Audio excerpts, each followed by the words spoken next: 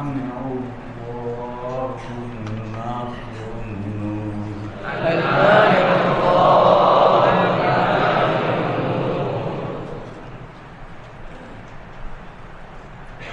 المانع الضار النافع النور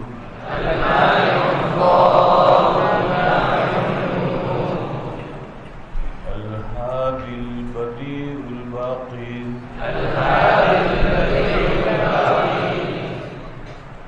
الوارث الرشيد الصبور الإيمان بضع وستون شعبة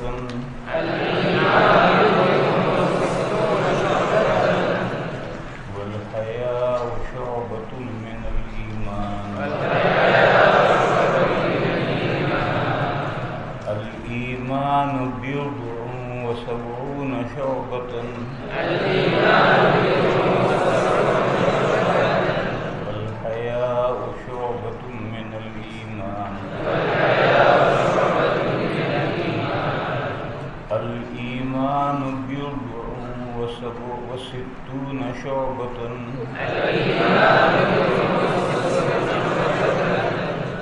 والحياء شعبة من الإيمان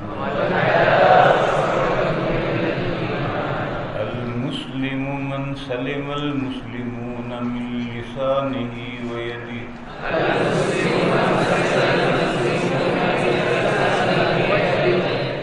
المسلم من سلم المسلمون من لسانه ويده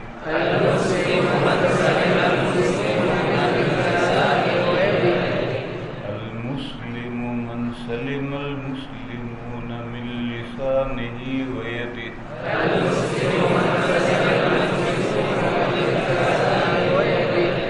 والمهاجر من هجر ما نهى الله عنه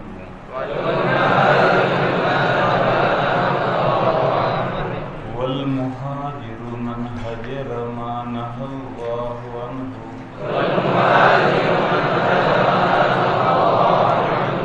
والمهاجر من هجر ما نهى الله عنه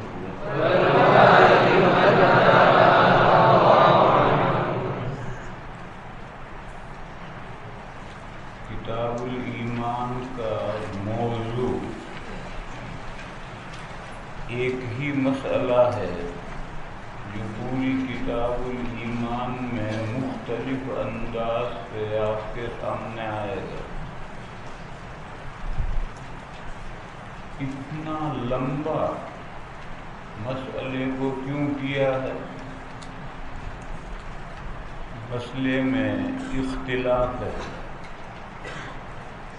اور اہل باطل کے ساتھ بھی اختلاف ہے اور اہل حق کے درمیان میں بھی اختلاف ہے.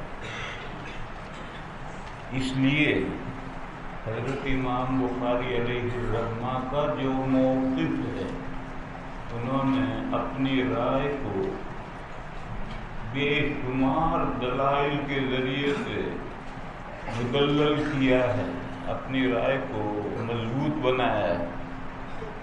تو چونکہ اس میں اختلاف تھا گمراہ فرقوں کے ساتھ بھی اور اہل حق کے درمیان میں بھی، اس لیے اس مسئلے میں دراز نفسی پر زبر، نفس کے معنی ہے سانس،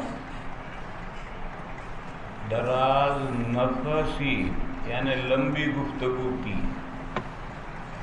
بس اس کو سمجھنے کے لیے پہلے اسلامی فرقوں کا تھوڑا سا تعارف ہونا چاہیے.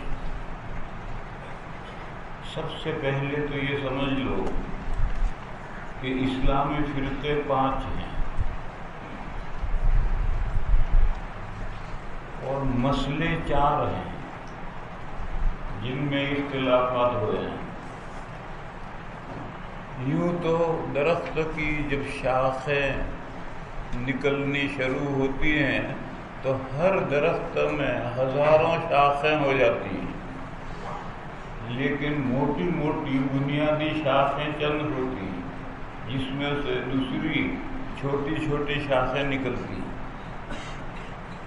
وہ روایت تم کو یہ تمہارے ذہن میں ہے کہ یہود کے 71 فرقے ہوئے، عیسائیوں کے 72 فرقے ہوئے، اس امت کے 73 فرقے ہوں گے۔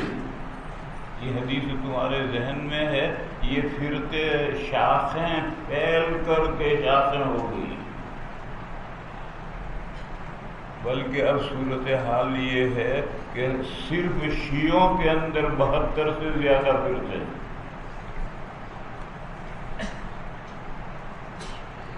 بس جب اس طرح سے کثرت کافرہ بہت زیادہ کثرت ہو جائے، کافرہ کے معنی ہے بہت زیادہ کثرت ہو جائے، تو پھر انہیں سمیٹنا پڑتا ہے۔ جیسے دارالعلوم میں بہت سارے طلباء، تو اب ان کو سمیٹیں گے کہ یو پی کے طلباء، بہار کے طلباء، راجستھان کے طلباء، بنگال کے طلباء، یوں سمیٹے، یا یوں سمیٹے کہ ملکی طلباء، غیر ملکی طلباء، کسی نہ کسی طرح سے ان کو سمیٹ کر تھوڑا بنانا پڑتا ہے۔ بس یہ جو بات میں کہہ رہا ہوں کہ اسلامی فرقے 5 ہیں، یہ فرقوں کو سمیٹ کر یہ بات ہے۔ پھیلاؤ گے تو ہزاروں بنیں گے، 73 نہیں ہزاروں بنیں گے۔ وہ 5 فرقے کیا ہیں؟ اہل السنہ والجماعہ، ہم لوگ ہیں، یہ تو مسلمانوں کا اصل فرقہ ہے، اہل السنہ والجماعہ۔ پھر چھوٹے چھوٹے فرقے جو اس کے مقابل پیدا ہوں گے، اہل الحدیث، جماعت اسلامی، یہ سب اسی میں سے ہم کو چھوڑو، بڑے بڑے فرقے لے رہے ہیں۔ تو ایک فرقہ تو ہے اہل السنہ والجماعہ، سنت اور حدیث کے درمیان میں تھوڑا سا فرق ہے۔ وہ فرق اگر تم اچھی طرح سے سمجھ لو اور جان لو تو غیر مقلدین جو اپنے آپ کو اہل حدیث کہتے ہیں، ان سے مقابلہ تمہارے لیے بہت آسان ہو جائے گا۔ حدیث اور سنت کا فرق سمجھ لو، ہم کہتے ہیں اہل سننا ہے، وہ کہتے ہیں اہل حدیث ہے، تو دونوں کا فرق اگر سمجھ لو تو ان سے مقابلہ بہت آسان ہو جائے گا۔ ابھی میرے کتب خانے میں ایک رسالہ آیا ہے حدیث اور سنت کا فرق، لندن کے ایک مولانا صاحب نے وہ رسالہ لکھا۔ وہ رسالہ بہت معمولی قیمت پر میرے کتب خانے سے مل رہا ہے، اسے لو اور بار بار پڑھو اور سنت اور حدیث کا فرق سمجھو، کیونکہ تمہیں یہاں سے نکلنے کے بعد سب سے پہلے انہی اہل حدیث سے مقابلہ کرنا پڑے گا، انہی کے ساتھ مصیبت آئے گی۔ یہ مصیبت سعودیہ سے اس ملک میں آئی ہے، یہاں سے جو غریب لوگ نوکری کے لیے سعودیہ جاتے ہیں تو وہاں سے وہ فتنہ لے کر یہاں آتے ہیں، اور ہندوستان میں جگہ جگہ یہ فتنہ ہو گیا ہے۔ اب ہم ان غریبوں کو سعودیہ جانے سے روک بھی نہیں سکتے، اور جب یہ غریب جاہل غریب وہاں جائیں گے تو وہاں سے ان کے پیچھے یہ اہل حدیث سلفی ان کے پیچھے پڑ جاتے ہیں اور ان کا دماغ خراب کر دیتے ہیں، اور پھر وہ یہاں آ کر فتنہ مچاتے ہیں۔ بس تمہیں سب سے پہلے ان سے واسطہ پڑے گا۔ بس اس رسالے میں سنت اور حدیث کا فرق اور بہت ساری مثالوں سے مصنف نے، لندن کا مصنف ہے، اس نے بہت ساری مثالوں سے وہ فرق سمجھایا ہے۔ وہ رسالہ میرے یہاں آیا ہے، اسے لے کر کے پڑھو اور خوب غور سے مثالیں یاد کرو اور فرق سمجھو۔ تو پہلا فرقہ تو ہے اہل السنہ والجماعہ، دوسرے فرقے ہیں شیعہ، تیسرا فرقہ ہے خوارج۔ یہ 2 فرقے اسلام میں سب سے پہلے پیدا ہوئے ہیں اور ایک ساتھ پیدا ہوئے ہیں، اور سیاسی عوامل سے پیدا ہوئے ہیں۔ عوامل مانے اسباب، سیاسی اسباب کی وجہ سے دو فرقے وجود میں آئے ہیں، اور اسلام میں سب سے پہلے یہ پیدا ہوئے ہیں۔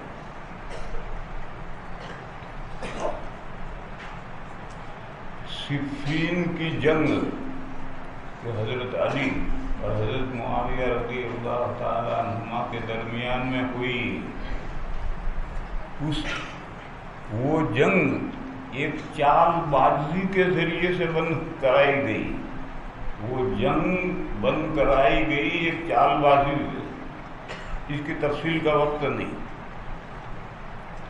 جب جنگ بند ہو گئی تو یہ ہوا کہ پنچایت بٹھاؤ، پنچایت جو فیصلہ کرے وہ دونوں فریق مان لو، لڑو مت۔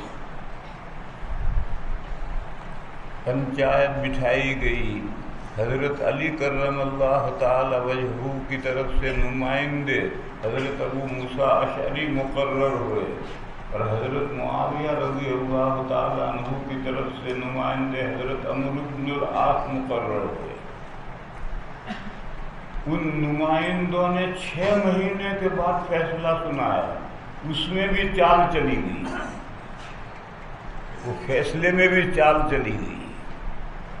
نتیجے میں وہ فیصلہ فریقین نے نہیں مانا، وہ فیصلہ اخلاص سے نہیں کیا گیا، اس میں بھی چال چلی گئی۔ اب 2 دارالعلوم ہو گئے، اسلامی ملک میں 2 حکومتیں ہو گئی، ایک کے سربراہ حضرت علی ہیں اور ایک کے سربراہ حضرت معاویہ۔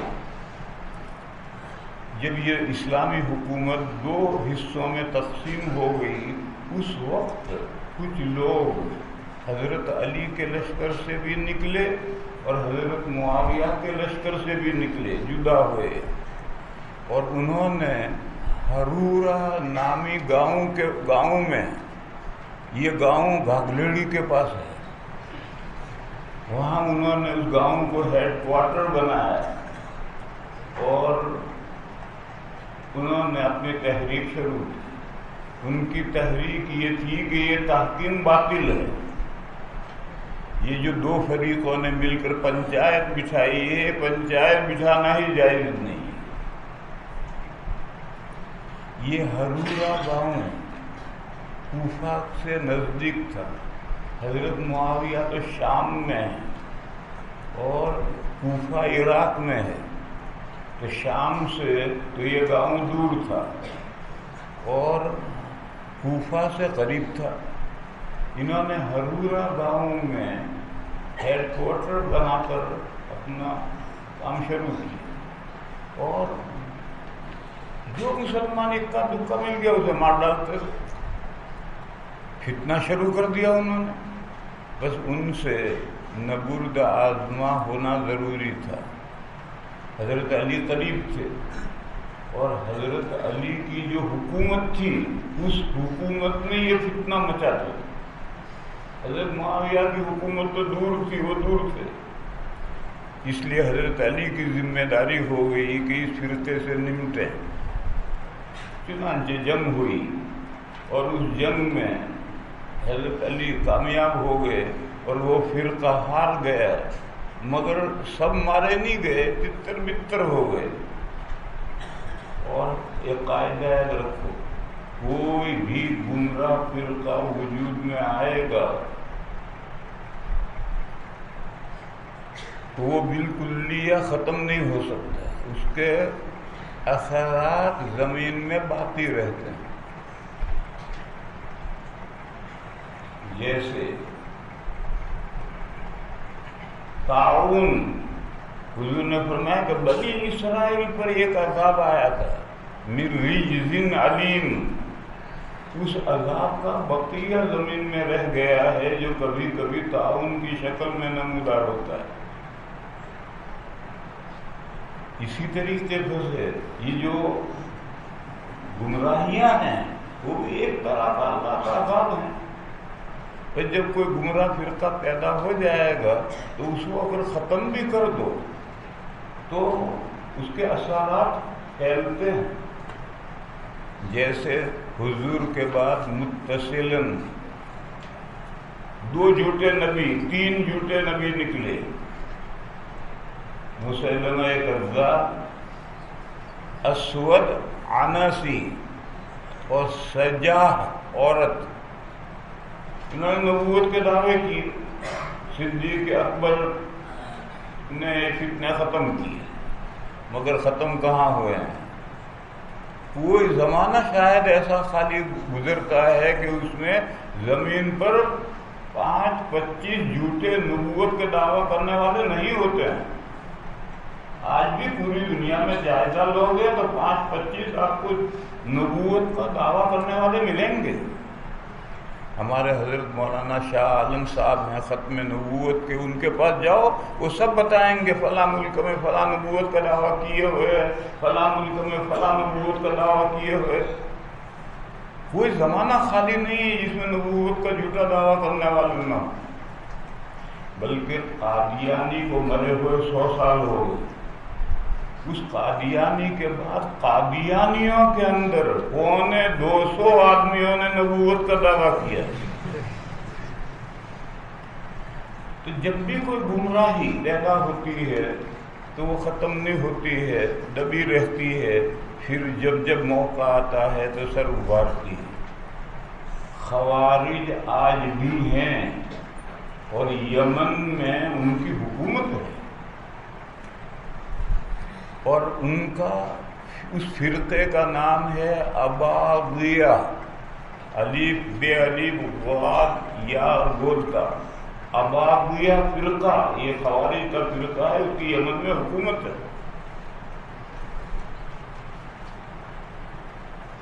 تو یہ فرقہ سیاسی عوامل سے، سیاسی عوامل یہ جنگ صفین کے بعد جو تحقیم ہوئی اس سے انہوں نے اختلاف کیا.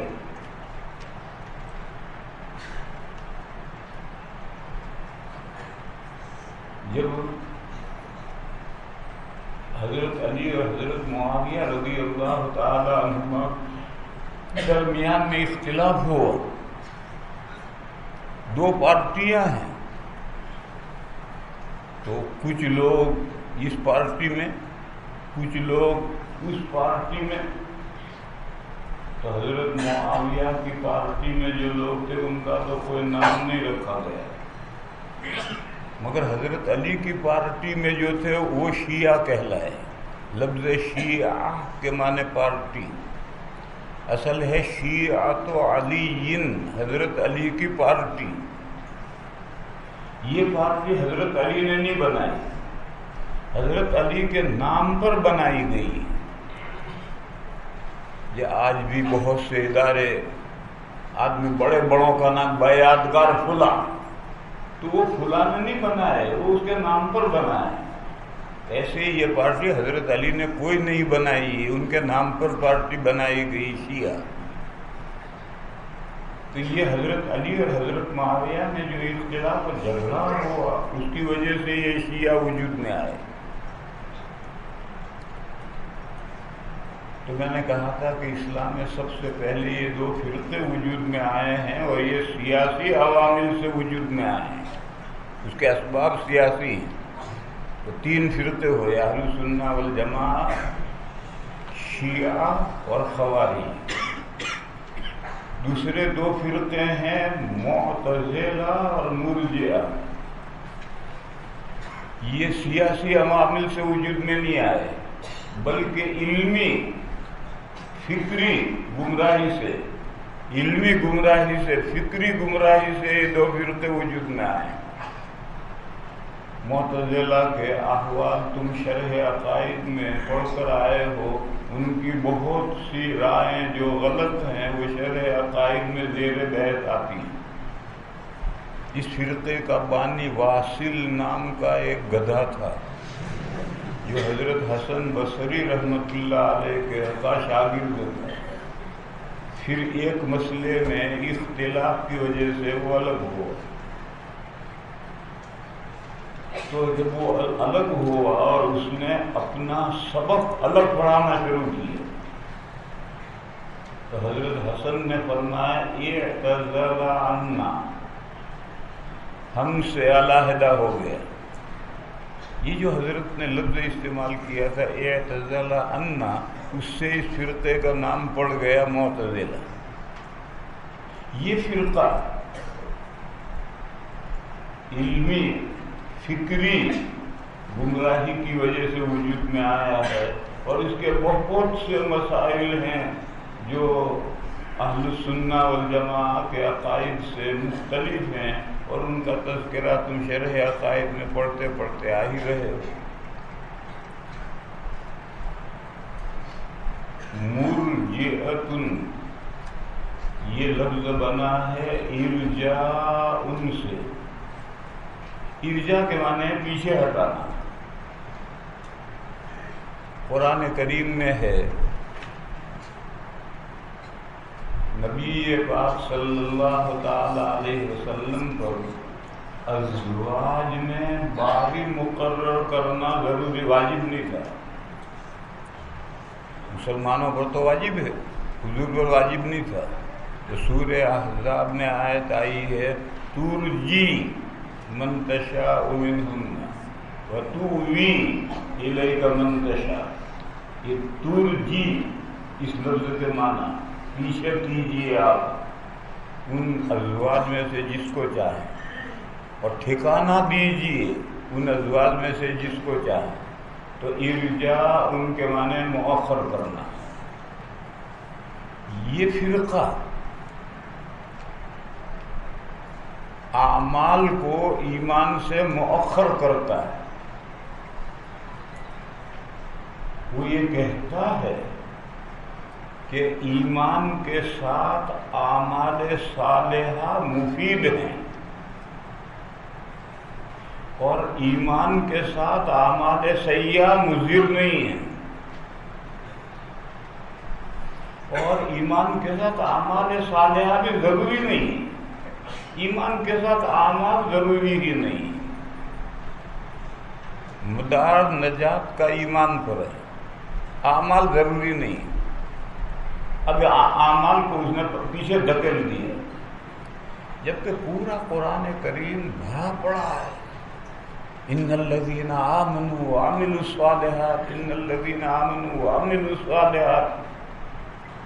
کوئی جگہ شاید ایسی نکلے جہاں عمل صالح کا ذکر ایمان کے ساتھ نہ کیا گیا، مگر انہوں نے کہا نجات کے لیے اعمال کی کوئی ضرورت نہیں، نجات کا مدار ایمان پر ہے۔ تو ایمان اعمال کو انہوں نے پیچھے کر دیا۔ پھر انہوں نے یہ کہا کہ اگر کوئی مومن اعمال صالحہ کرے تو مفید ہے، اور اعمال سیئہ کرے تو کوئی ضرر نہیں پہنچے گا۔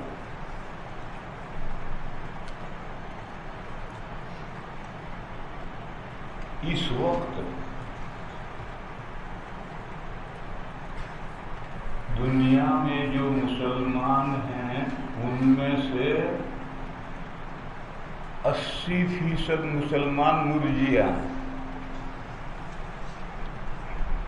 اس وقت جو مسلمان ہیں اہل السنہ والجماعہ کہلاتے ہیں، ان میں سے 80% مسلمان مرجئہ ہیں۔ جب کوئی بڑا دن آتا ہے یا بڑی رات آتی ہے تو کمر کس کر کے عبادت میں لگ جاتے ہیں۔ تو اعمال صالحہ کو ایمان کے ساتھ مفید سمجھتے ہیں جبھی تو لگتے ہیں، لیکن نماز وہ نہیں پڑھتے، زکوٰۃ وہ نہیں دیتے، شراب وہ پیتے ہیں، چوریاں وہ کرتے ہیں، زنا وہ کرتے ہیں، جھوٹ بولتے ہیں، وہ سمجھتے ہیں کہ جنت تو ہمارے باپ کی جاگیر ہے۔ یہ سب گناہ کرنے والے سمجھتے یہ ہیں کہ جنت ہمارے باپ کی جاگیر ہے۔ یہ مرجئہ نہیں ہوئے، کسی گناہ سے انہیں کوئی ڈر نہیں، کیوں؟ وہ گناہ کو ایمان کے ساتھ مضر سمجھتے ہی نہیں۔ ہاں، اعمال کو، اعمال صالحہ کو ایمان کے ساتھ مفید سمجھتے ہیں۔ اس لیے جب کوئی مر جائے تو ختم پڑھنے کے لیے 2-3 دن بیٹھ جائیں گے، بڑی راتوں میں بڑے دنوں میں نفلیں پڑھیں گے، اعمال صالحہ کو مفید سمجھتے ہیں۔ مگر معاصی کو مضر نہیں سمجھتے. دیکھو زنا کرنا جیسا گناہ ہے نماز نہ پڑھنا بھی ایسا ہی گناہ ہے. نماز نہیں پڑھتے، داڑیاں منڈاتے ہیں، ہر گناہ کرتے ہیں اور ذرا نہ بھی ڈرتے. یہ عقیدہ ان کا ہے کہ جنت تو ہمارے پاس کی جاگیر ہے. بس آج 80% مسلمان مرجئہ ہے.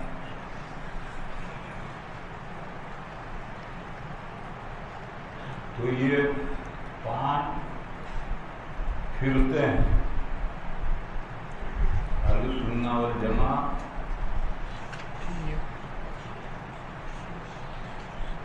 شیعہ،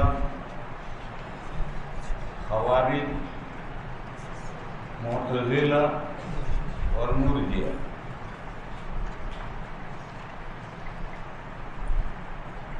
یہ بڑے بڑے فرقے ہیں، سارے اسلامی فرقے نہیں ہیں.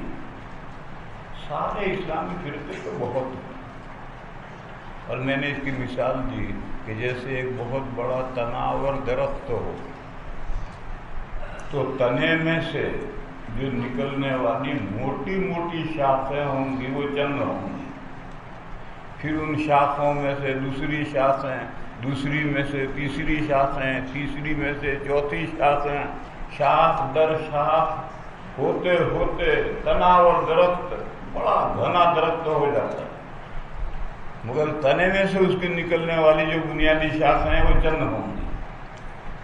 اسی طرح سے میں نے یہ بات کہی ہے کہ اسلامی فرقے 5 ہیں بنیادی فرقے، اور مسائل 4 ہیں جو ان اسلامی فرقوں کے درمیان مختلف کی ہوئے ہیں. پہلا مسئلہ صفات کا مسئلہ.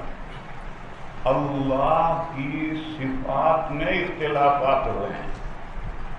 اس کی بڑی تفصیل ہے، میں وہ تفصیل نہیں کر رہا، ابھی تو مسائل گنا رہا ہوں کہ 4 مسائل ہیں جن میں ان فرقوں میں اختلافات ہوئے ہیں جس سے فرقے بنے.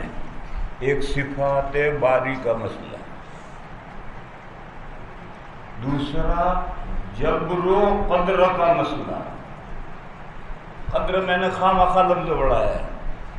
جبر کا مسئلہ، انسان اپنے اعمال میں مجبور محض ہے یا مختار کل ہے، یہ جبر کا مسئلہ کہلاتا ہے. یہ دوسرا مسئلہ ہے جس میں اختلافات ہوئے ہیں. اور تیسرا مسئلہ قدر کا مسئلہ، تقدیر کا مسئلہ. جو کچھ ہو رہا ہے یہ ازل سے اللہ کا طے کیا ہوا ہو رہا ہے یا الامر انوف. یہ لفظ مسلم شریف میں شروع ہی میں روایت میں یہ لفظ پڑھو. معاملہ اچھوتا ہے. انوف ایک تو ہے ان کن ناک، وہ الگ لفظ ہے. ایک ہے اونف، الف اور نون دونوں پر پیش، اس کے معنی ہے اچھوتا. اچھوتا کے معنی ہے الروض الانف، اچھوتی کیاری. ابھی کسی جانور نے اس میں منہ نہیں لگایا، منہ نہیں مارا. اچھوتا کا یہ مطلب ہے. تو یہ جو کچھ ہو رہا ہے یہ ازل سے طے شدہ پلان کے تحت ہو رہا ہے یا کچھ ازل میں کچھ طے نہیں ہو رہا. جو بات ہو رہی ہے ہو رہی، ازل سے کچھ طے نہیں. یہ قدر کا مسئلہ ہے. قدر کے معنی تقدیر، تقدیر کے معنی پلاننگ. اللہ نے اپنی اس کائنات کے لیے ازل سے لے کر ابد تک ایک پلاننگ کی. اس پلاننگ کے مطابق ہو رہا ہے. جیسے تمہاری یہ دارالحدیث بن رہی ہے جو 25 سال کے بعد تیار ہوگی، 25 سال سے پہلے تیار نہیں ہوگی، یہ بن رہی ہے آرکیٹیکٹ نے جو نقشہ بنایا ہے اس کے مطابق بن رہی ہے۔ یہ تقدیر ہے، جو آرکیٹیکٹ نے نقشہ بنایا ہے یہ تقدیر ہے، پلاننگ ہے، اس پلاننگ کے مطابق کام ہو رہا ہے، انجینئر کام کر رہا ہے۔ تو اسی طریقے پر بھی اس مثال سے سمجھنا چاہیے کہ یہ کائنات جو چل رہی ہے ازل سے ابد تک، اس کی پلاننگ اللہ نے ازل میں کی ہے یا نہیں؟ اسلامی عقیدہ ہے تقدیر، اللہ نے پلاننگ کی ہے، اور پلاننگ کرنے والے کو اپنے پلان کا پتہ ہوتا ہے۔ جب ایک آدمی نے پلاننگ کی ہے تو اس نے کیا پلاننگ کی اس کو پتہ ہے۔ بس جو کچھ ہو رہا ہے ازل سے ابد تک، اس کا سب کا ازل میں اللہ کو علم ہے۔ اللہ کے علم سے کائنات کا ایک ذرہ بھی باہر نہیں۔ دوسرا فرقہ کہتا ہے کہ نہیں، الامر انوف، معاملہ اچھوتا ہے، پہلے سے کوئی چیز طے نہیں، چلتے چلتے زید پھسل کر گر پڑا تو چاروں طرف جو لوگ کھڑے تھے انہوں نے بھی دیکھا، ان کے علم میں بھی آیا کہ زید پھسل گیا گر پڑا، اللہ کے علم میں بھی اب آیا۔ اس سے پہلے اللہ کے علم میں کچھ نہیں تھا۔ الامر انوفن کا مطلب معاملہ اچھوتا ہے، کوئی چیز طے نہیں ہے، جب چیز وجود میں آتی ہے تو لوگوں کو بھی پتہ چلتا ہے، اللہ کو بھی پتہ چلتا ہے۔ تو یہ تیسرا مسئلہ ہے، تقدیر کا مسئلہ ہے، جس کی وجہ سے اختلافات ہوئے ہیں۔ اور چوتھا مسئلہ ہے یہ جو میں نے قدر کو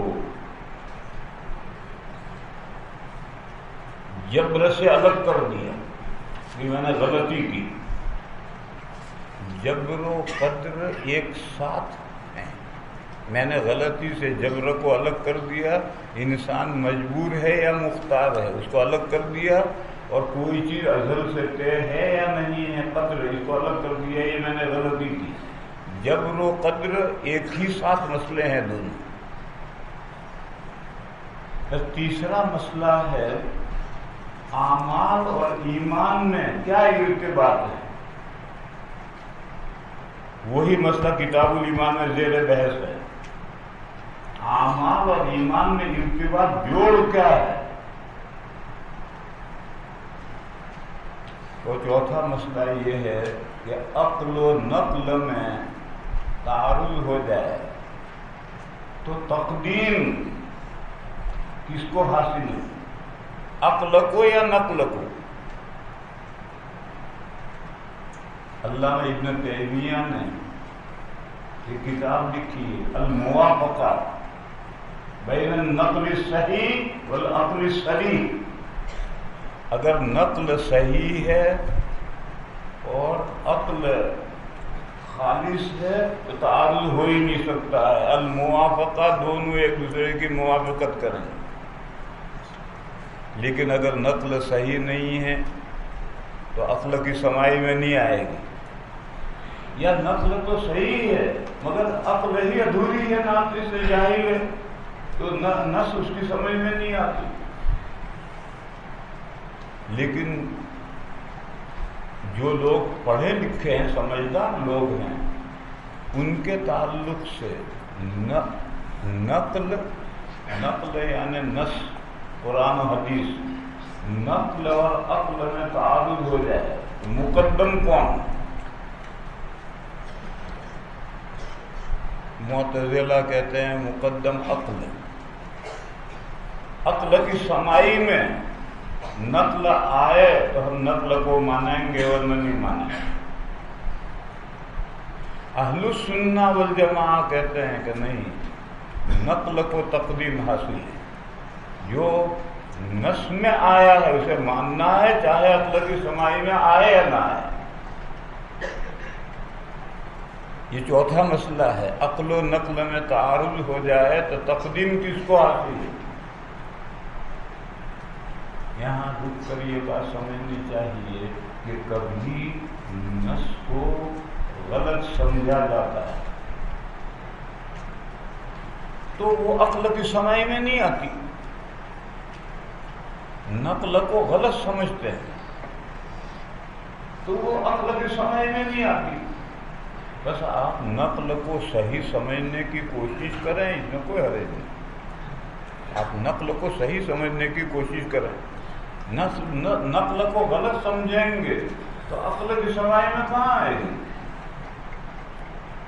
جیسے مثال دوں میں ایک، حضرت سلیمان علیہ السلام لاٹھی کے سہارے کھڑے تھے، جنات کام کر رہے تھے، حضرت کھڑے کھڑے نگرانی کر رہے تھے، اور اسی حال میں اچانک موت آ گئی۔ خود حضرت کو بھی پتہ نہیں تھا کہ میری موت کا وقت قریب آیا ہے، اچانک موت آ گئی، اور لاٹھی کے سہارے چونکہ کھڑے تھے تو مرنے کے بعد، روح قبض ہونے کے بعد بھی اسی طرح کھڑے رہے۔ پھر اللہ تعالیٰ نے زمین کا ایک جانور بھیجا، کیا جانور تھا معلوم نہیں،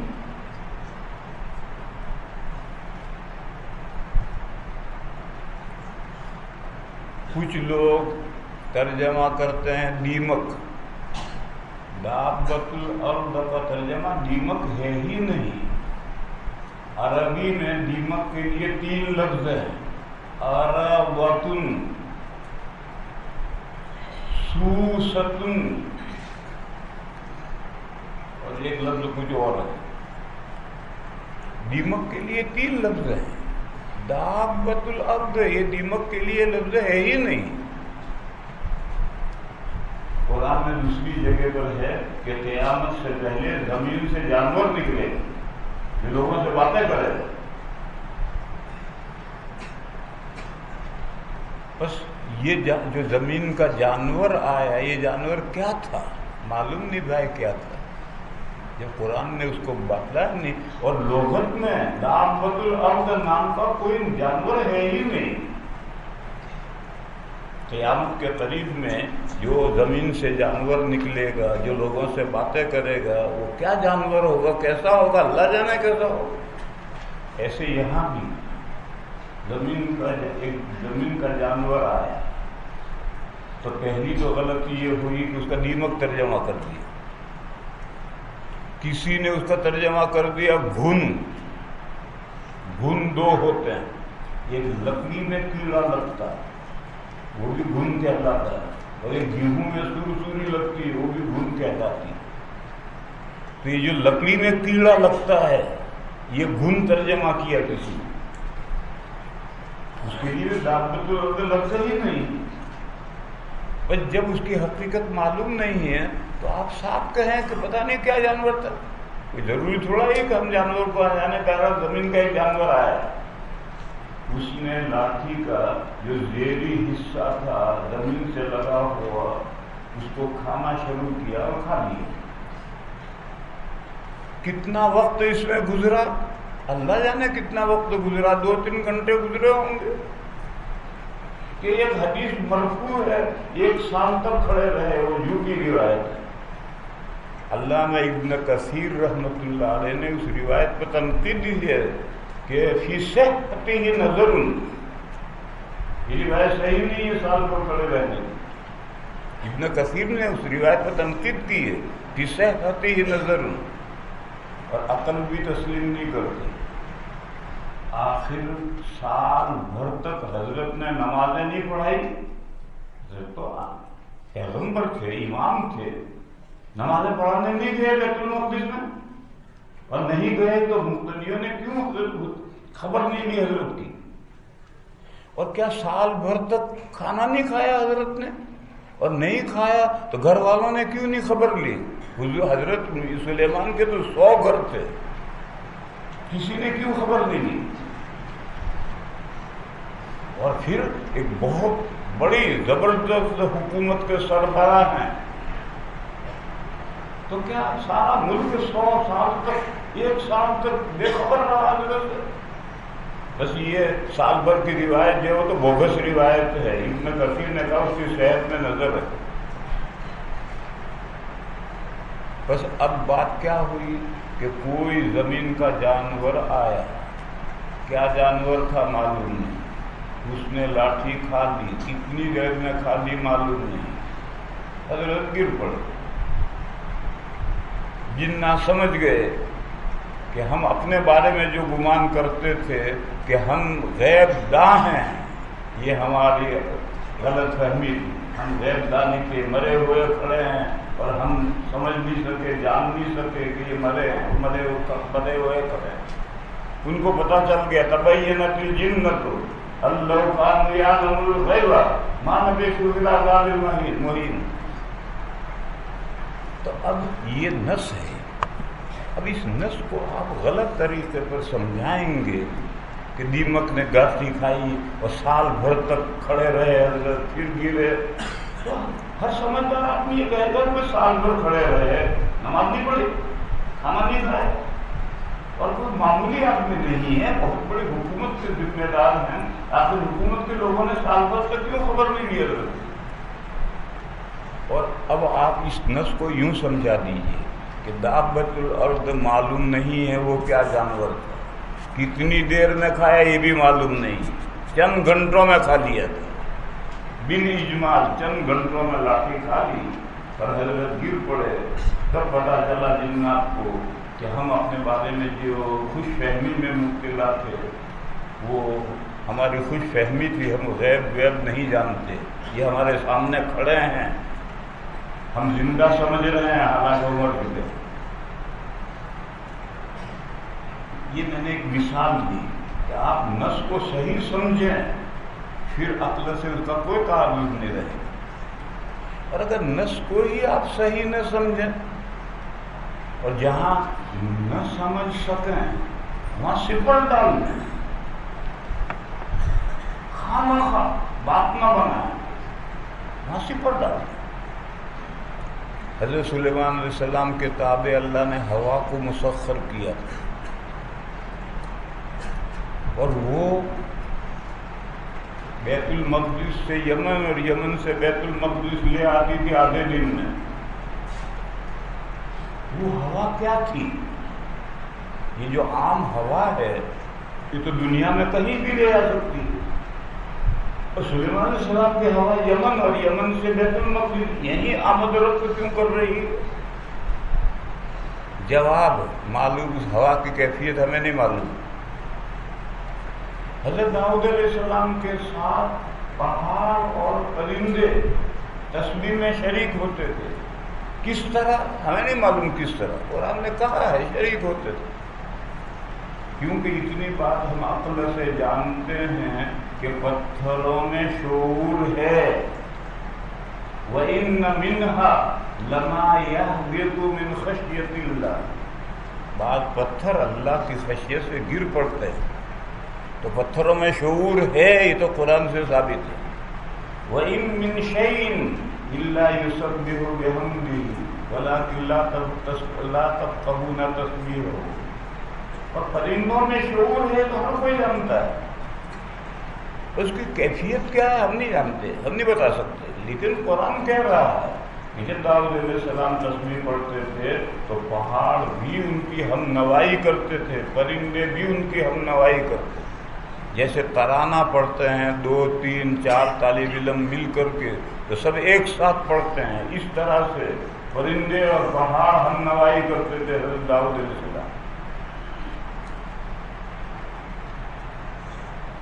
کوئی کیفیت نہ جاننا چاہے ہم نہیں بتا سکتے. قاعدہ سمجھو، اس دنیا سے پرے ایک دنیا ہے، اس دنیا کے معاملات اسی طرح مستقبل بعید میں جو معاملات پیش آنے ہیں وہ معاملات، ایسے ماضی بعید میں جو معاملات پیش آ چکے ہیں وہ معاملات ہم نہیں سمجھ سکتے، کما حق کو نہیں سمجھ سکتے. اللہ کا عرش پر قائم ہونا کون سمجھ سکتا ہے کما حق کو؟ یاجوج ماجوج آسمان کی طرف تیر چلائیں گے، ان تیروں کی حقیقت کون سمجھ سکتا ہے کما آپ کو؟ آدم علیہ السلام کو اللہ نے کھنکھناتی مٹی سے پیدا کیا، اس کی حقیقت کون سمجھ سکتا ہے؟ قاعدہ کلی یاد رکھو، دوسری دنیا کی چیزیں ما وراء الطبیعہ، اس مادی عالم سے پرے جو کچھ ہے اس کی پوری حقیقت نہیں سمجھتا۔ ایسے مستقبل بعید میں جو باتیں پیش آنی ہیں اس کو آج کما حق کو نہیں سمجھ سکتا، اور جو ماضی بعید میں پیش آ چکی ان کو آج نہیں سمجھ سکتے۔ اور متکلم گفتگو کرتا ہے عصری زبان میں، آج میں بولوں گا تو آج کی جو زبان ہے اسی میں بولوں گا۔ بس قرآن و حدیث میں جو خبریں دی گئی دوسری دنیا کی، ماضی بعید کی، مستقبل بعید کی، وہ عصری زبان میں گفتگو کی گئی۔ قرآن عصری زبان میں نازل ہوا، بس عصری زبان میں جو لفظ ہے ہوا لفظ ہے، ہوا استعمال کیا، لیکن سلیمان علیہ السلام کا زمانہ تو ماضی بعید کا زمانہ ہے، اس وقت ہوا کی کیا کیفیت تھی آج ہم تو نہیں بتا سکتے۔ بات کہیں سے کہیں چلی گئی، میں تو یہ سمجھا رہا تھا کہ نص کو بہت سی مرتبہ غلط سمجھنے کی وجہ سے تعارض نظر آتا ہے، عقل اور نقل میں تعارض نظر آتا ہے، نص کو صحیح نہیں سمجھا۔ بس نص کو صحیح سمجھو، تعارض ختم ہو جائے۔ تمہیں یاد ہے میں نے کبھی کہا تھا کہ میں 50 سال سے حدیث شریف پڑھا رہا ہوں، اور 50 سال کے تجربے سے یہ بات کہہ رہا ہوں کہ کوئی حدیث مذہب احناف کے خلاف نہیں۔ 50 سال کے تجربے کے بعد یہ بات کہہ رہا ہوں کہ ایک حدیث بھی مذہب احناف کے خلاف نہیں۔ پھر میں نے کہا تھا کہ تمہیں اگر کوئی حدیث خلاف نظر آئے تو آ سکتی، پہلے تم اس حدیث کا مجھ سے مطلب پوچھو، جو میں مطلب بتاؤں اس کے بعد پھر سوچو کہ مذہب احناف کے خلاف ہے یا نہیں۔ اب تمہارے ذہن میں حدیث کا مطلب ہی غلط ہے، اس لیے تمہیں وہ حدیث احناف کے مذہب کے خلاف نظر آ رہی، تو پہلے تم حدیث مجھ سے پوچھو کیا مطلب اس کا، میں تمہیں سمجھاؤں، پھر خلاف رہے تو بتاؤ۔ اسی طرح کی بات میں یہاں کہہ رہا ہوں کہ نص کو پہلے صحیح سمجھو، اور جب صحیح نص کو سمجھ لو گے تو عقل سے اس کی مخالفت رہے گی ہی نہیں۔ ابن تیمیہ یہی کہتے ہیں الموافقہ بین النقل الصحیح والعقل الصریح۔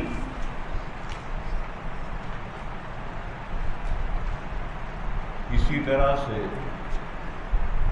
عقل پر چھلکا چڑھا ہوا ہے، تو جیسا چھلکا چڑھے گا ایسا نظر آئے گا۔ میں اگر لال چشمہ پہن لوں تو سب لال لال نظر آئیں گے، پیلا پہن لوں تو سب پیلے پیلے نظر آئیں گے، کالا پہن لوں تو سب کالے کالے نظر آئیں گے، دھوپ بھی کالی نظر آئے گی۔ تو یہ مرئی دکھنے والی چیزوں میں جو رنگ نظر آ رہا ہے وہ مرئی میں رنگ نہیں ہے، میرے چشمے کے گلاس میں رنگ ہے، وہ رنگ مرئی کے اوپر پڑا ہے جا کر۔ اسی طرح سے عقل پر چھلکے چڑھ گئے غلط تعلیم کی وجہ سے، علی گڑھ کی تعلیم کی وجہ سے، انگریزی تعلیم کی وجہ سے عقل کے اوپر چھلکے چڑھ گئے۔ اب جو عقل سے سوچتا ہے تو وہ بات اس کو نص سمجھ میں نہیں آتی، عقل کے خلاف نص معلوم ہے۔ بس اس کا علاج کیا ہے؟ ارے آنکھ پر سے چشمہ اتار اور پھر دیکھ کالے ہیں پیلے ہیں یا کیسے ہیں۔ جب تک چشمہ نہیں اتارے گا تو یہ کالے پیلے ہی نظر آئیں گے۔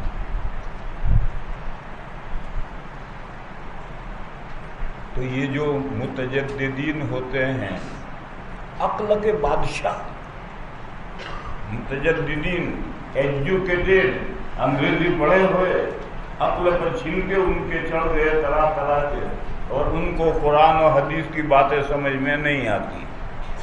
نہیں آتی تو قرآن و حدیث کا قصور نہیں ہے، تمہاری عقل پر چھلکے چڑھ گئے ہیں، ان کا قصور ہے۔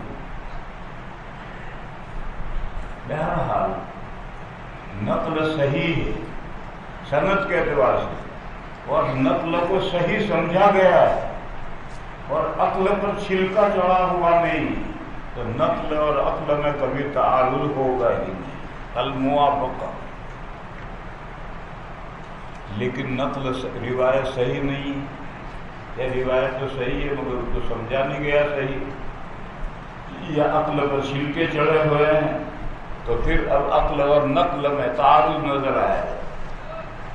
جب یہ تعارض نظر آئے تو تقدیم پرائیوریٹی کس کو حاصل ہے؟ نمبر 1 کس کا، عقل کا یا نقل کا؟ اہل سنہ والجماعہ کہتے ہیں نقل کا۔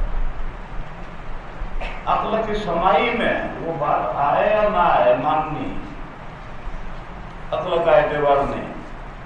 معتزلہ کہتے ہیں کہ نہیں، عقل مقدم ہے، عقل کو ترجیح حاصل ہے، عقل کی سمجھ میں آئے گی، سمائی میں آئے گی تو نقل کو مانیں گے، ورنہ رد کر دیں گے یا تعویل کریں گے، رد کر دیں گے یا تعویل کریں گے، عقل کی سمائی میں آئے گی تو مانیں گے۔ یہ چوتھا مسئلہ ہے، بہت اہم مسئلہ، کہ جب نقل اور عقل میں تعارض ہو جائے تو تقدیم عقل کو یا نقل کو، یہ 4 مسائل ہیں۔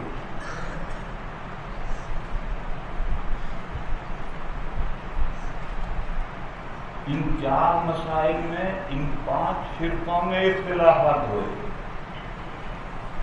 اور ان اختلافات اتنے اختلافات ہوئے کہ کہیں سے کہیں بات پہنچ گئی۔ اس لیے میں نے سمیٹ کر خلاصہ کر کے تمہیں قریب لا کر بتایا کہ فرقے بنیادی 5 ہیں، اختلاف کی بنیادیں 4 ہیں، ان میں اختلاف ہوئے ہیں۔ اس کے بعد آگے چلو، یہ بات ذہن میں ایک طرف ڈال دو، یہ ذہن میں روشنی پیدا کرنے کے لیے یہ باتیں بیان کر رہا ہوں۔ کتاب میں جو مسئلہ ہے اس سے کوئی تعلق نہیں، لیکن ذہن کو روشن کرنے کے لیے ادھر ادھر کی باتیں کرنی پڑتی۔ اس کے بعد آگے چلو،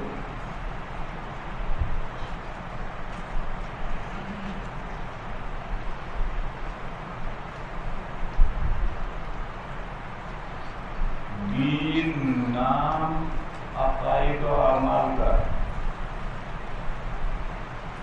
دین کو دین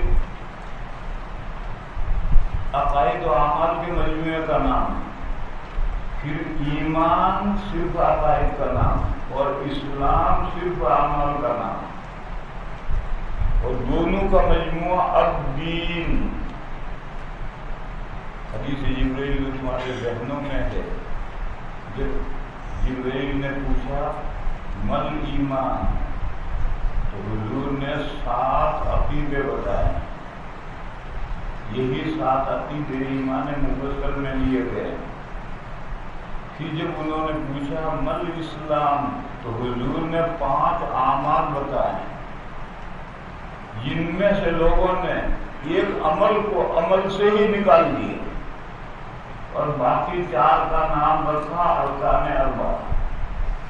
ارے ارکان 4 نہیں ہے، وہ ارکان 5 ہے۔ بنی الاسلام علی 5، بنی الاسلام علی 5۔ اسلام کے اعمال 5 ہیں، لیکن لوگوں نے شہادت اللہ الہ الا اللہ کو اعمال سے نکال کر کے عقائد میں ڈال دیا، اور پیچھے 4 رہے تو ان کا نام ارکان 4۔ یہ بنیادی غلط ہے۔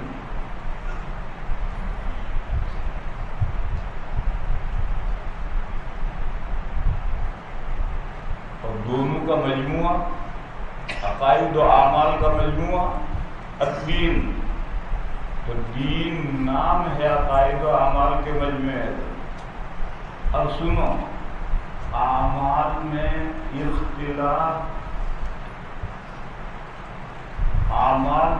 اختلاف سے فرقے نہیں بنتے، دیکھو یہی ہماری جماعت ہے، جو شوافی بھی ہیں، جو فاتحہ پڑھتے ہیں، جو رفع یدین کرتے ہیں، اور جو باولے حنفیوں سے ڈر کر آمین بالجہر نہیں کہتے. کیوں نہیں کہتے؟ کیونکہ تمہارا مسلک ہے کہ آمین بالجہر سنت ہے، کہو، چلاؤ مت مگر کہو. یہ ڈرتے ہیں اللہ کے دین پر عمل کرنے میں، کسی سے کیا ڈرنا؟ لا یخافون لومۃ لائم.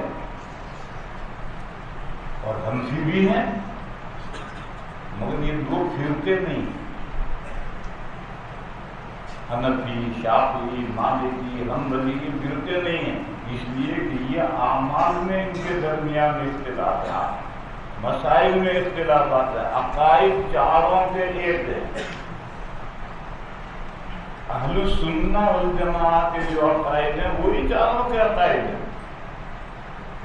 تو اعمال میں اختلاف سے فرقے نہیں بنتے، فرقے بنتے ہیں عقائد میں اختلاف سے. بس وہ حدیث جو تمہارے ذہنوں میں ہے 70، 72، 73 فرقوں والی حدیث، اس کا تعلق اعمال سے نہیں ہے، عقائد سے. عقائد میں اختلاف کی وجہ سے 71 فرقے بنے، 72 فرقے بنے، 73 فرقے بنیں گے. یہ عقائد میں اختلاف ہے.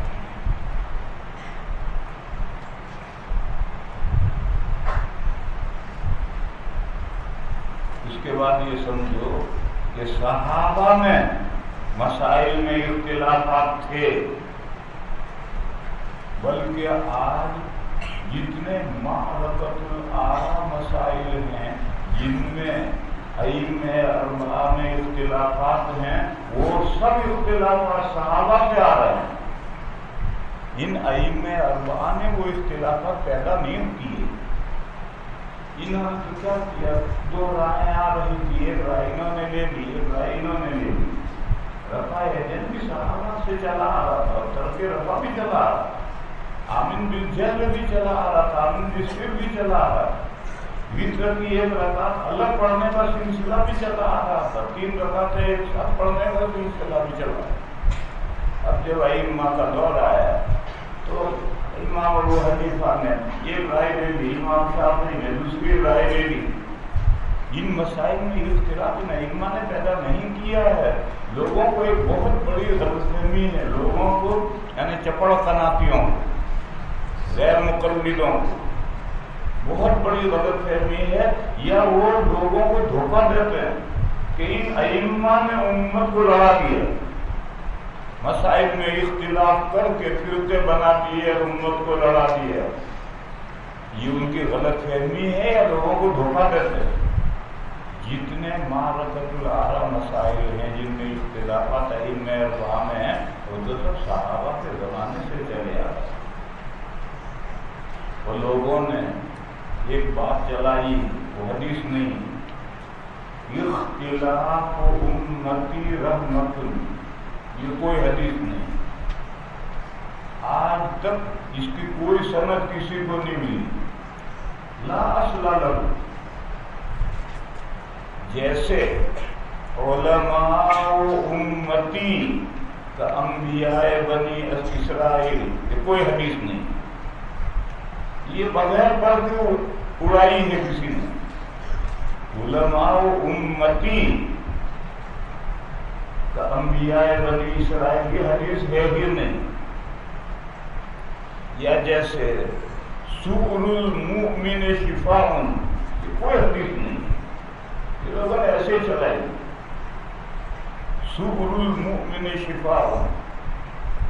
علامہ ملا علی قاری رحمۃ اللہ علیہ نے موضوعات پورا، ان کی کتاب ہے موضوعات پر، جس میں انہوں نے صراحت کی ہے کہ شفاء المؤمن، سؤل المؤمن شفاء لا اصل لہ. یہ لوگوں نے چلائی کیوں؟ ہندوؤں کا توڑ کرنے کے لیے. ہندوؤں کے یہاں جھوٹا ہو جاتا ہے، اسلام میں جھوٹا ہے ہی نہیں، سب سچا. ہندوؤں کے یہاں تو کھانا پانی دونوں جھوٹا ہو جاتا ہے. تو ظاہر ہندو مسلمان ساتھ میں رہتے ہیں، تو ہندوؤں کے مسلمانوں پر اثرات پڑتے ہیں. بس ان اثرات کو مٹانے کے لیے یہ حدیث بنی کہ مسلمان کا جھوٹا تو شفا ہے، جھوٹا نہیں ہے، وہ تو شفا ہے، دوا ہے. تو ہندوؤں سے جو اثرات آئے ہیں اس کا توڑ کرنے کے لیے جملہ چلا ہے تو حدیث بنا ہے. اسی طرح سے اصل جملہ تھا علماء الامت مضاف کا انبیاء بنی اسرائیل. موسیٰ علیہ السلام کے بعد جو بنی اسرائیل کے انبیاء تھے وہ موسیٰ علیہ السلام کے دین کی اشاعت کا کام کرتے. حضور کے بعد تو کوئی نبی نہیں ہے، حضور خاتم النبیین ہے. تو پھر حضور کے بعد میں حضور کے لائے ہوئے دین کی نشر و اشاعت کا کام کون کرے؟ امت کے علماء کریں. علماء اور امت انبیاء بنی اسرائیل، جو کام بنی اسرائیل کے انبیاء کرتے تھے وہ اس امت کے ائمہ کریں، علماء کریں. اور یہ کسی کا جملہ ہے. پھر اسے کسی نے اس میں سے الامہ لفظ حذف کر اس کو الامہ پر جو الف لام تھا اسے حذف کر کے یا بڑھا دی علماء امتی. تو آٹومیٹکلی حدیث بن گئی. یوں وہ حدیث بنی ہے، ورنہ اصل جملہ ہے مضاف مضاف الیہ ہے. مضاف پر الف لام نہیں ہے، مضاف الیہ پر الف لام ہے. علماء الامت انبیاء بنی اسرائیل. بنی اسرائیل میں موسیٰ علیہ السلام کی دین کی نشر و اشاعت کا کام انبیاء کرتے. حضور کے بعد یہ کام امت کے علماء کریں. اسی طرح سے یہ جملہ اختلاف امتی رحمت، کسی کتاب میں اس کی کوئی سند نہیں. اور سنو، حدیث بزرگوں کے ملفوظات میں ہے، حدیث فقہ کی کتابوں میں ہے، مگر حدیث کی کتابوں میں نہیں. اس کا کوئی اعتبار نہیں. بزرگوں کے ملفوظات میں ہونا کوئی اعتبار نہیں، فقہ کی کتابوں میں ہونا کوئی اعتبار نہیں، حدیث کی کتابوں میں ہونا چاہیے. اور حدیث کی کتابوں میں بھی سند ہونی چاہیے اور قابل قبول سند ہونی چاہیے. یعنی اعلیٰ درجے کی حسن صحیح ضروری نہیں ہے، لیکن حسن کے درجے کی تو سند ہونی ہی چاہیے. تو حدیث کی کتابوں میں حدیث ہو اور قابل قبول سند سے ہو تب حدیث معتبر ہے، ورنہ حدیث معتبر نہیں. بس علماء امتی رحمت، یہ کوئی حدیث ہے ہی نہیں. اصل حدیث کیا ہے؟ اصل حدیث ہے اختلاف اصحابی رحمت لامتی. میرے صحابہ میں جو اختلافات ہوئے ہیں وہ میری امت کے لیے رحمت ہے. بس ائمہ اربعہ میں جو معرکۃ الآراء مسائل میں اختلافات ہیں وہ تو سب صحابہ کے زمانے سے چلے آ رہے ہیں. اور صحابہ کا اختلاف حدیث کی روح سے رحمت ہے امت کے لیے. بس ائمہ میں جو رائے ہیں، کسی نے یہ رائے دی، کسی نے یہ رائے دی، یہ بھی رحمت ہے. یہ کوئی ان کے اختلافات تھوڑے ہیں تو اوپر سے آ رہے ہیں. بہرحال صحابہ میں احکام میں اختلافات ہوئے ہیں اور اس سے فرقے نہیں بنتے. وہ تو صحابہ کا اختلاف رحمت ہے امت کے لیے. اور عقائد میں صحابہ میں کوئی اختلاف نہیں ہوا. جو اختلاف ہوئے ہیں صحابہ کے بعد ہوئے ہیں. تابعین کے زمانے سے اختلافات عقائد میں شروع ہوئے ہیں، صحابہ کے زمانے میں اختلافات نہیں ہوئے. اور ایک بات یہاں یاد رکھو، یہ جو تین زمانے خیر القرون ہیں، صحابہ، تابعین، تبع تابعین، یہ زمانے کی چوڑائی میں اور زمانے کی لمبائی میں تینوں زمانے ایک ساتھ چلتے ہیں۔ صحابہ کون ہیں؟ جنہوں نے ایمان کے ساتھ حضور کو دیکھا۔ تو کیا حضور کے زمانے میں جتنے مسلمان تھے سب نے حضور کی زیارت کی تھی؟ نہیں کی تھی۔ جنہوں نے حضور کی زیارت ایمان کی حالت میں کی وہ صحابی، اور جو حضور کے زمانے میں مسلمان تو ہیں مگر کہیں مدینہ سے باہر کہیں قبیلوں میں رہتے ہیں اور حضور کی زیارت کا موقع نہیں ملا تو صحابی نہیں ہے۔ پھر کوئی صحابی زکوٰۃ وصول کرنے کے لیے اس قبیلے میں گئے تو انہوں نے صحابی کو دیکھا تو تابعی بن گئے۔ تو اب یہ صحابی اور تابعی ایک زمانے میں ہیں۔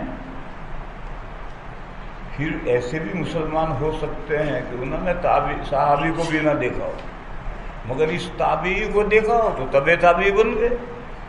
تو یہ زمانے کی چوڑائی ہے، اس چوڑائی میں صحابی، تابعی، طبع تابعی سب ایک ساتھ ہیں، اور زمانے کی لمبائی حضور کی وفات کے 100 سال پر آخری صحابی کا انتقال ہوا۔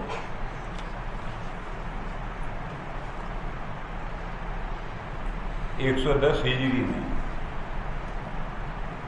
یہ جو 110 سال تک صحابہ کا دور چلا ہے تو اسی دور میں تابعین بھی ہے، طبع تابعین بھی ہے۔ میں نے کہا تھا کہ مدینہ کے فقہاء سبعہ کے فتوے صحابہ کے درمیان میں چلتے تھے، وہ تابعین اکابر تابعین تھے، ان کے فتوے چلتے تھے۔ بس یہ جو جملہ میں کہہ رہا ہوں کہ عقائد میں اختلاف صحابہ میں نہیں ہوا، صحابہ کے بعد ہوا، تو کہیں تم یہ نہ سمجھو کہ 110 ہجری کے بعد اختلاف شروع ہو، نہیں، صحابہ میں نہیں ہوا، غیر صحابہ میں ہوا، مگر وہ صحابہ کے زمانے ہی میں ہوا۔ ابھی صحابہ دنیا میں حیات ہیں۔ یہ شیعہ تو 40 ہجری کے بعد پیدا ہوئے ہیں، یہ خوارج یہ 40 ہجری کے بعد پیدا ہوئے ہیں، اور صحابہ تو 110 سال تک ہیں، مگر یہ جو شیعہ خوارج ہیں ان میں صحابہ نہیں ہیں، غیر صحابہ۔ تو صحابہ میں عقائد میں کوئی اختلاف نہیں ہوا، سب صحابہ۔ یہ جو ہمارا نام ہے اہل السنہ والجماعہ، اہل السنہ سنت کے ماننے والے، یہ اس سے ہم نے دو فائدے ایک ساتھ حاصل کیے۔ ہم اہل قرآن نہیں ہیں، ان سے ہمارا امتیاز ہو گیا کہ ہم قرآن کے بعد سنت کو مانتے ہیں، اور سنت کو مانتے ہیں، حدیث نہیں۔ تم اہل حدیث اور اہل سنہ۔ حضور نے فرمایا ہے ترکت فیکم امرین لن تضلوا ما تمسکتم بہما کتاب اللہ و سنتی۔ تو اہل سنہ ہمارا نام ہے۔ اس اہل سنہ سے ہم نے اپنا امتیاز اہل قرآن سے بھی کر لیا اور اہل الحدیث سے بھی امتیاز کر لیا۔ اور جماعت سے مراد ابن تیمیہ رحمۃ اللہ علیہ نے لکھا ہے کہ جماعت سے مراد اجماع امت ہے، یہ لکھا ہے ابن تیمیہ۔ منہاج السنہ ابن تیمیہ رحمہ اللہ کی ایک کتاب ہے منہاج السنہ، اس میں انہوں نے لکھا ہے کہ جماعت سے مراد ہے اجماع امت، لیکن کوئی یہی معنی متعین نہیں ہے۔ جماعت سے مراد ہیں جماعت صحابہ، کیونکہ جس حدیث سے یہ نام لیا گیا ہے، پوچھا گیا کہ وہ 73 فرقوں میں سے ایک فرقہ جو جنت میں جائے گا وہ کون ہے، تو وہ فرمایا ما انا علیہ و اصحابی۔ تو ما انا علیہ یہ سنت ہوئی، اور اصحابی یہ جماعت صحابہ ہوئی۔ بس جو صحابہ جماعت صحابہ کے عقیدے ہیں ان عقیدوں پر جو ہے وہ اہل السنہ والجماعہ.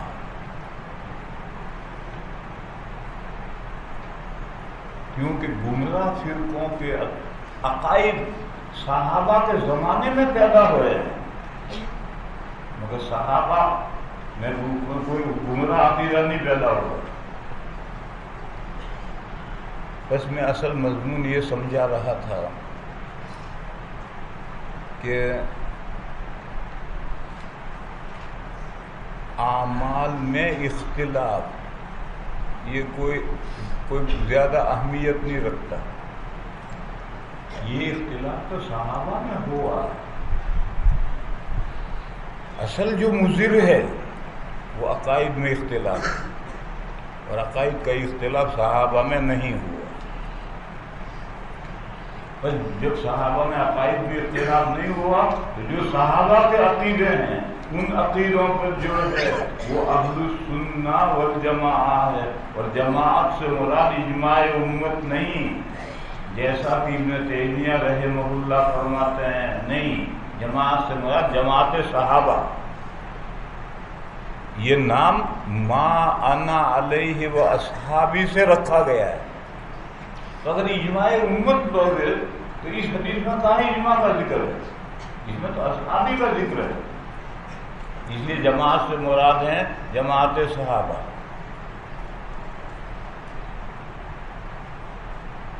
اس کے بعد یہ جو فرقے ہیں ان کے ہر فرقے کے بہت عقیدے ہیں. سارے عقیدے میں تمہیں کہاں سمجھاؤں گا اور کیوں سمجھاؤں گا؟ تم ماشاءاللہ دورے کے طالب علم ہو، پڑھو. فرقوں کے تعلق سے کتابیں بہت اردو میں بھی پڑھو. لیکن میں ان فرقوں کے ایک ایک دو عقیدے سمجھاؤں تو وہ فرقے تمہارے ذہنوں میں مشخص متعین ہو جائیں.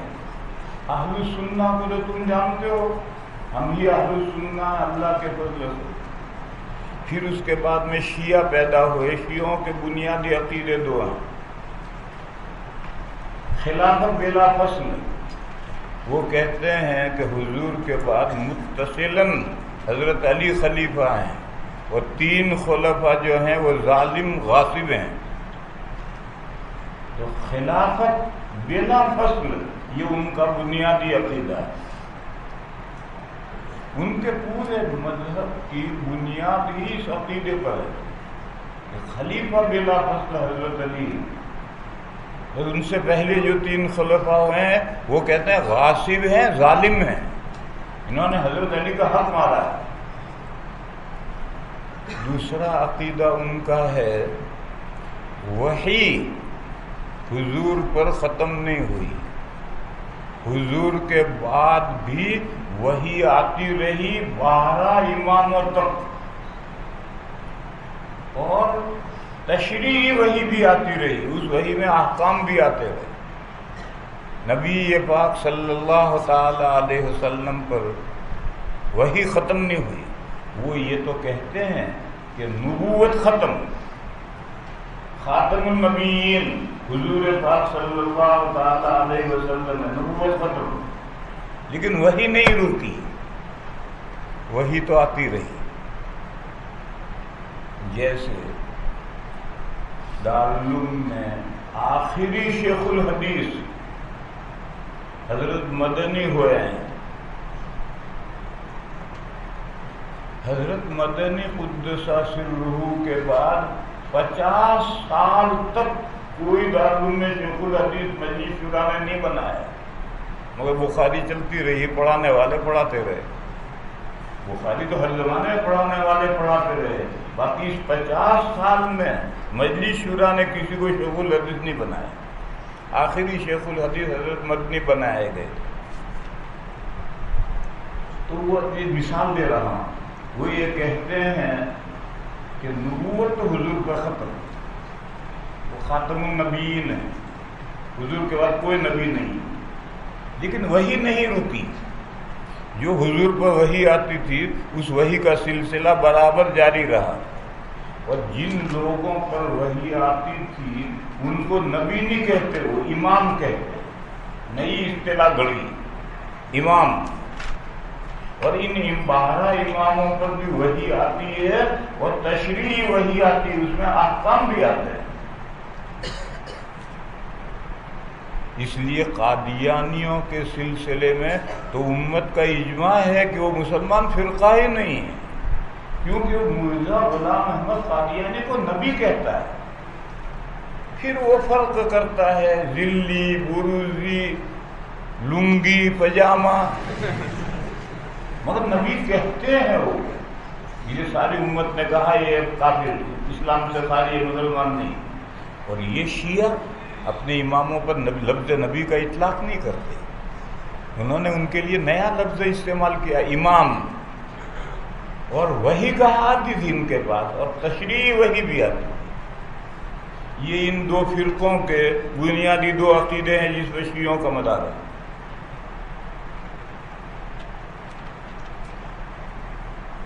اس کے بعد خوارج ہیں۔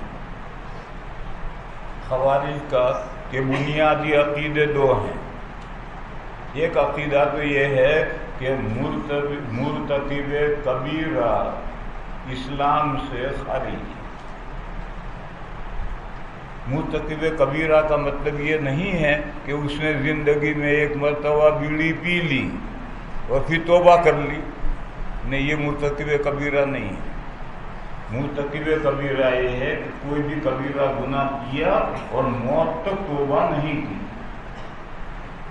تو آخرت میں اس کی بخشش ہوگی یا نہیں ہوگی؟ وہ کہتے نہیں ہوگی، وہ مسلمان ہی نہیں رہا، کہاں سے ایمان ہی نہیں رہا، کہاں سے بخشش ہوگی؟ مرتکب کبیرہ کا مطلب یہ ہے کہ گناہ کبیرہ کا ارتکاب کیا، پھر موت تک توبہ نہیں کی، اگر توبہ کر لی تو کوئی اختلاف نہیں، اس کی بخشش ہوگی، لیکن اس نے توبہ نہیں کی تو یہ خوارج کہتے ہیں وہ اسلام سے خارج، وہ مسلمان نہیں، اس کی بخشش نہیں ہوگی۔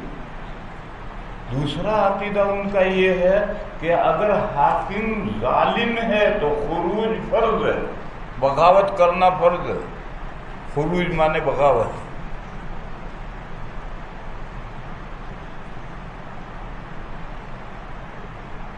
ظالم حاکم نہیں ہو سکتا، انصاف پرور حاکم ہونا چاہیے۔ اگر حاکم ظالم ہے تو ضروری ہے پبلک پر کہ بغاوت کرے اور خروج کرے۔ اسی لیے جب تحکیم کا مسئلہ پیش آیا تو انہوں نے خروج کیا، بغاوت کی کہ تم دونوں پنچایت بٹھا کر تم دونوں کافر ہو گئے۔ اللہ کا حلہ فرماتے ہیں ان الحکم الا للہ، اور تم نے پنچایت بٹھائی، اللہ کے حکموں کی خلاف ورزی کی، تم نے ایک کبیرہ کا ارتکاب کیا، جب تم اسلام سے خارج ہو گئے۔ جب اسلام سے خارج ہوئے تو بغاوت فرض ہے، تو انہوں نے بغاوت کی۔ ان کے بنیادی خوارج کے دو عقیدے، ایک تو مرتکب کبیرہ اسلام سے باہر، دوسرا امیر اگر ظالم ہے، امیر المومنین اگر ظالم ہے تو اسے بغاوت فرض ہے۔ تیسرا فرقہ معتزلہ کا ہے۔ معتزلہ کے تو بہت عقائد ہیں، اور وہ سارے عقائد بیان کرنے ضروری بھی نہیں ہیں اور تھوڑے بہت بھی ضروری نہیں ہیں۔ معتزلہ سے تو تم خوب اچھی طرح سے واقف ہو، شرح عقائد پڑھ کر آئے ہو۔ ان کا ایک بنیادی عقیدہ ہے، وہ اللہ کے لیے صفات مانگتے ہیں۔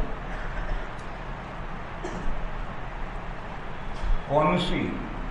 وہ صفات جو قرآن میں آئی ہیں یا صحیح حدیثوں میں آئی ہیں، اور جو صفات متشابہات ہیں ان کو وہ نہیں مانتے۔ اللہ کا ہاتھ، وہ کہتے ہیں ہاتھ وقت کچھ نہیں، اللہ کا چہرہ، وہ کہتے چہرہ وغیرہ کچھ نہیں۔ اور جو صفات اللہ علیم ہیں، سمیع ہیں، بصیر ہیں، جب قرآن میں آئیں ان کی وہ تعویل کرتے ہیں، وہ کہتے ہیں یہ صفات عین ذات ہے۔ تو بہرحال ایک تو ان کا صفات کا مسئلہ ہے جس میں وہ تعویل کرتے ہیں، گویا صاف تو نہیں کہتے، صاف کہیں تو مسلمان ان کے منہ پہ تھوکیں، اس لیے کہتے ہیں ہم صفات مانتے ہیں مگر صحیح حدیث میں ہوں تو ہم مانتے ہیں، اور صحیح حدیث اور آیت پیش کرو تو کہا یہ تو عین ذات ہے۔ جیسے غیر مقلدین اجماع کو حجت نہیں مانتے، مگر یہ کہہ نہیں سکتے اپنے منہ سے کہ ہم اجماع کو حجت نہیں مانتے۔ وہ کیا کہیں گے؟ دلیل قطعی سے اگر اجماع ثابت ہو ہم مانتے ہیں، ظنی دلیل سے نہیں مانتے۔ تو دلیل قطعی تو قرآن ہے، تو کیا اجماع کا ذکر قرآن میں ہو؟ جیسے تورات میں موسیٰ علیہ السلام کی قبر ہے، تو کیا امت کے اجماع کا تذکرہ قرآن میں ہوگا؟ پھر یہ جو صحیح حدیثیں ہیں، اخبار آحاد جو مفید ظن ہیں وہ حجت ہیں۔ تو اگر اجماع اسی طریقے پر حدثنا فلان قال حدثنا فلان صحیح سند سے اجماع منقول ہو کر آئے تو کیوں حجت نہیں؟ حدیث خبر واحد سے نقل ہو کر آئے حجت، اور اسی طرح سے اجماع منقول ہو کر آئے تو حجت نہیں۔ اصل بات کیا ہے؟ ناچنا نہیں، آمن کے رہا۔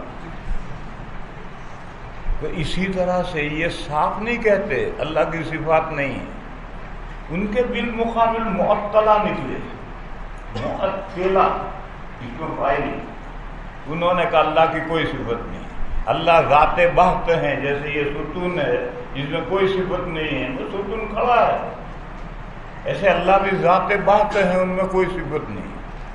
یہ معطلہ، یہ ان معتزلہ کے مقابلے میں نکلے، اور ان معتزلہ نے